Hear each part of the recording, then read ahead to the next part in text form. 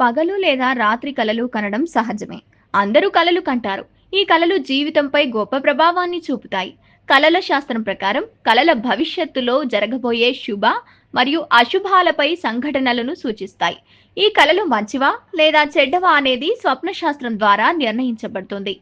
కలల శాస్త్రంలో కలల అర్థం మీ పురోగతికి సంబంధించినదిగా చెప్పబడుతుంది. చాలాసార్లు డబ్బుకు సంబంధించిన కలలు చూస్తారు. ఖజానా సంపదలో నిండిపోయింది. ఎవరో అతడిని చాలా డబ్బు చెల్లిస్తారు. నాణేల నుంచి నోట్ల వరకు కలలు కనిపిస్తాయి. ఈ కలల భవిష్యత్తులో ఏం చెప్పబడుతుంటాయి? మీకోసం ఈ వీడియోలో చూడండి. ఈ కలలు మంచివా చెడ్డవా అని తెలుసుకుందాం. మీ కలలో చాలా డబ్బు కనిపిస్తే మీకు పెద్ద నోట్ల కట్ట కనిపిస్తుంది. కళా సైన్స్ ప్రకారం ఈ కళ భవిష్యత్తులో పెద్ద ఆర్థిక లాభాలను సూచిస్తుంది. మీరు భవిష్యత్తులో పెద్ద డబ్బు పొందవచ్చు. మీ ఆర్థిక పరిస్థితి బలంగా ఉంటుంది. ఈ కళ చాలా శుభప్రదమైనది. మీరు ఈ కళను చూసినట్లయితే మీ సమస్యలు తొలగిపోతాయని అర్థం. మీరు మీ కలలో చాలా నాణ్యాల శబ్దం విన్నట్లయితే అది చాలా శుభ సంకేతం.